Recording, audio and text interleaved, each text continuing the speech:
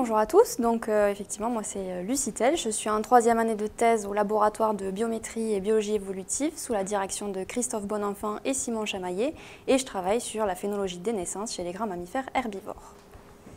Alors pour commencer, qu'est-ce que la phénologie? Eh bien c'est une science assez ancienne qui a été formalisée en 1849 par Charles Morren comme étant la science qui étudie la manifestation de la vie réglée par le temps. Alors concrètement, qu'est-ce que c'est? Eh bien, ce sont tous les phénomènes périodiques qu'on observe dans l'environnement, comme par exemple la floraison du cerisier, la migration des oies, les cycles de reproduction chez le cerf élaphe, ou encore les cycles d'hibernation chez le tamia, qui est un petit écureuil nord-américain. Donc, quelles sont les hypothèses qui régulent ces phénologies? Eh bien, l'hypothèse principale souvent avancée, c'est la saisonnalité de l'environnement, autrement dit la succession des saisons. Et c'est aussi vrai pour la phénologie des naissances, qui est mon sujet d'étude, car on l'observe dans la nature. En général, les naissances ont lieu au printemps, qui en fait correspond sous nos latitudes à la période à laquelle on a la ressource alimentaire la plus abondante.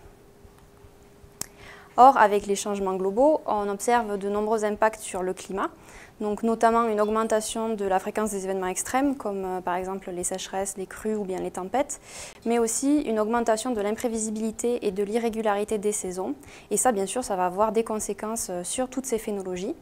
Et c'est particulièrement important de se poser toutes ces questions, car la phénologie des naissances en particulier a des répercussions majeures sur la vie des individus. Donc bien évidemment sur la survie chez le jeune, puisque en fonction de la période à laquelle il va naître, il va avoir plus ou moins de facilité à s'alimenter et donc ça va impacter directement ses chances de survie. Mais aussi sur la mère, puisque celle-ci, en fonction de la période à laquelle elle va mettre bas, aura elle aussi plus ou moins de facilité à recouvrer ses forces pour la saison de reproduction suivante. Alors moi, dans ce contexte, je me suis posé une question méthodologique qui en fait était une question pour savoir comment on va récupérer des données de phénologie pour ensuite travailler dessus. Donc la question exacte, c'est est-ce que l'utilisation du piégeage photographique couplé aux sciences participatives permet d'établir une phénologie des naissances?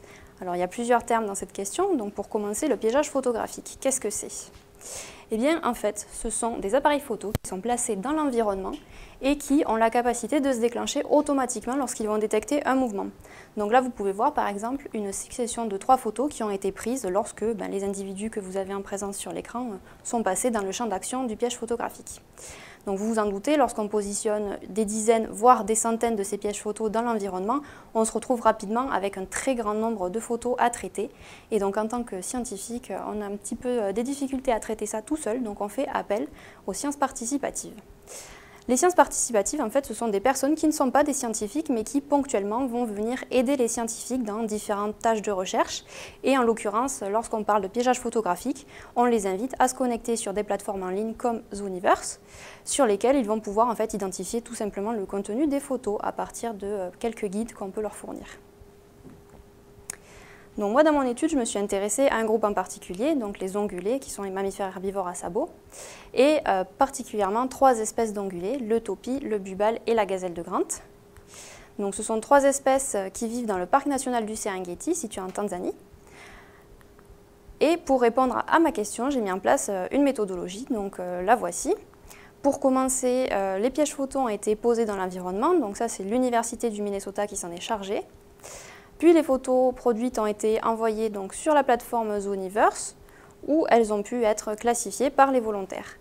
Alors un petit point intéressant dans cette étude, c'est qu'en fait à l'origine, le programme de piégeage photographique n'était pas designé pour répondre à des questions de phénologie des naissances.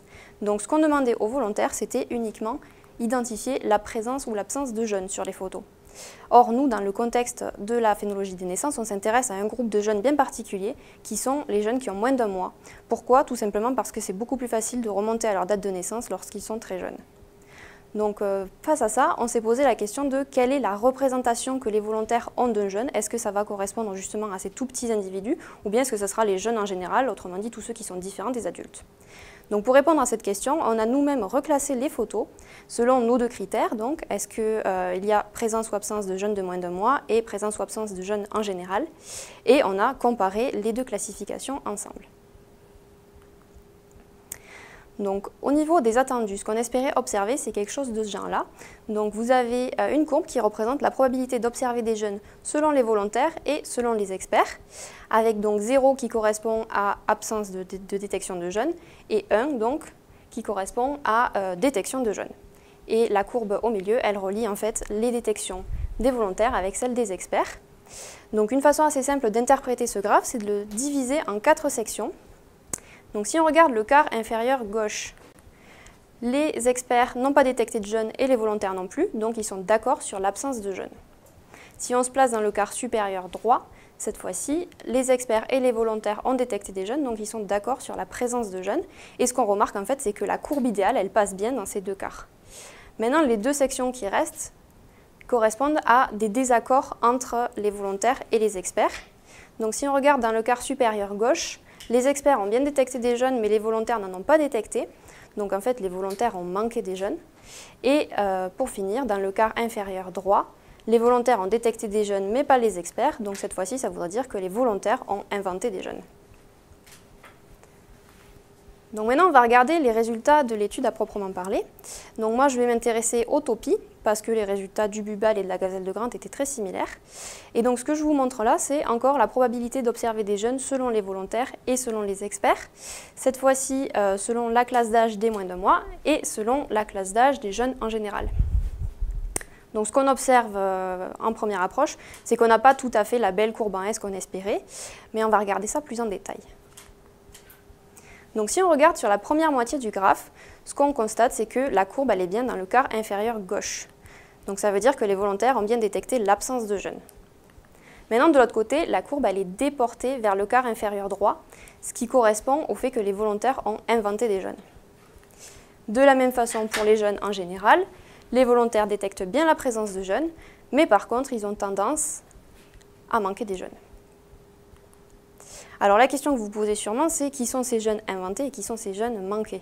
Eh bien, les hypothèses qu'on formule, c'est tout simplement que les jeunes qui sont inventés, ce sont des jeunes qui sont toujours des jeunes, mais qui ont plus d'un mois. Donc qui ne correspondent pas à notre classification en tant qu'experts, mais qui correspondent bien à la classification des jeunes en général. Et les jeunes manqués, l'hypothèse qu'on formule, c'est que ce sont toujours des jeunes, mais qui ressemblent déjà fortement aux adultes, donc difficiles à détecter. Donc si on revient sur notre problématique qui était est-ce que l'utilisation du piégeage photographique couplé aux sciences participatives permet d'établir une phénologie des naissances, étant donné que les volontaires ont des difficultés à détecter la présence des jeunes de moins d'un mois, la réponse est plutôt non. Cependant, on n'est pas sans ressources non plus parce que la classification des experts, elle fonctionne et cette classification, elle est morphologique.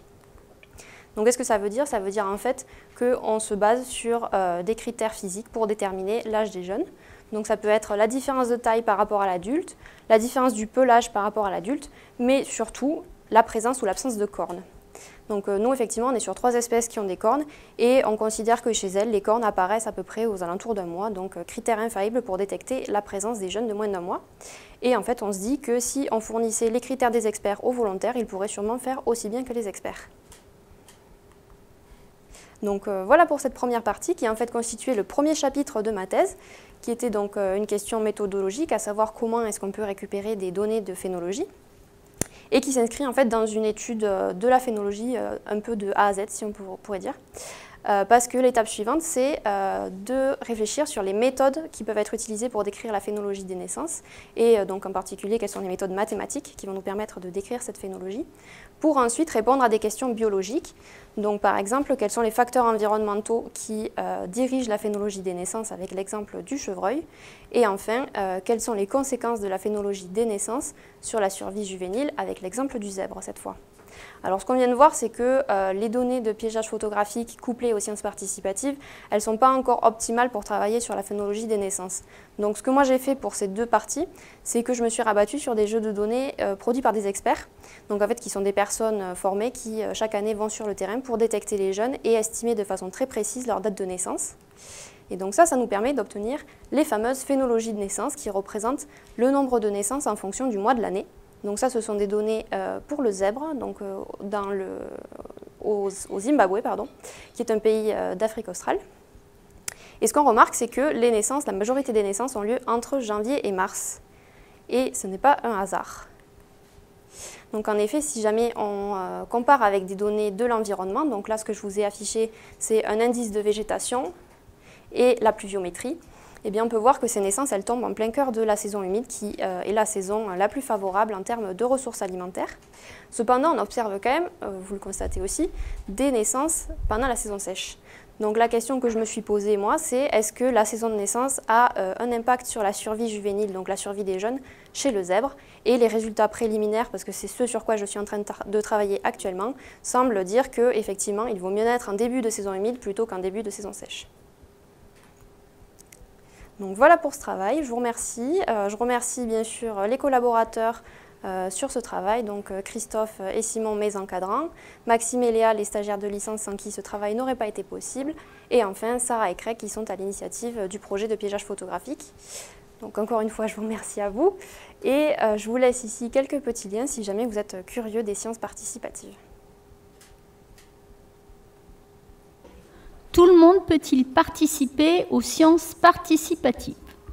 Alors oui, les sciences participatives que moi j'ai présentées, la plateforme Zooniverse a l'inconvénient pour nous d'être en anglais, donc ça peut être la seule barrière en fait, mais il existe de nombreux sites pour participer à des sciences participatives, notamment le Muséum propose des accès pour participer aux sciences participatives.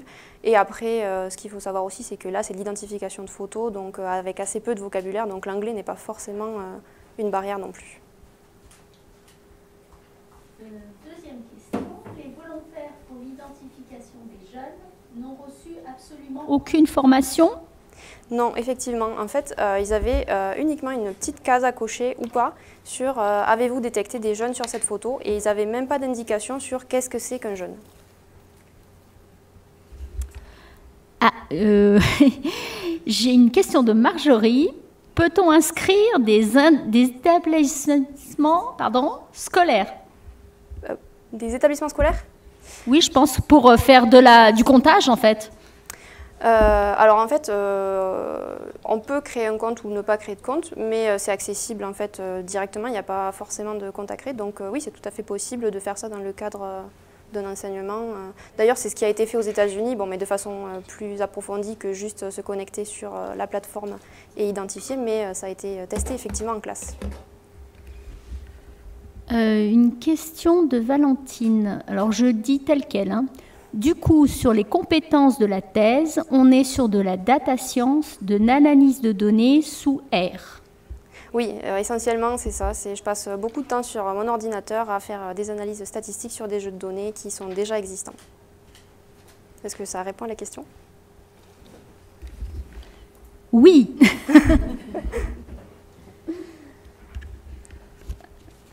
Je crois qu'on est bon là sur les questions. En tout cas, merci beaucoup. Ah, oui, il y a encore une autre question. Y a-t-il d'autres applications concrètes des sciences participatives?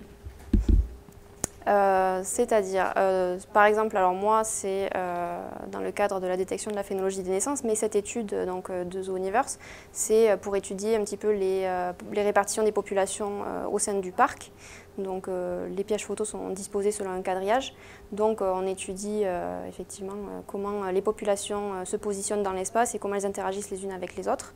C'est une étude assez générale, donc qui permet beaucoup d'applications. Après, il y a aussi des études qui sont menées pour suivre la migration des oiseaux, par exemple, où donc c'est un petit peu plus à l'échelle internationale quasiment, puisque en fait, les personnes vont notifier lorsqu'elles détectent la présence d'une certaine espèce. Et donc, vu que c'est à travers le globe, en fait, on peut suivre à quel moment les oiseaux arrivent à tel ou tel endroit. Merci à tous pour toutes ces questions. Ah, bah à chaque fois que je dis merci, il y a une nouvelle question.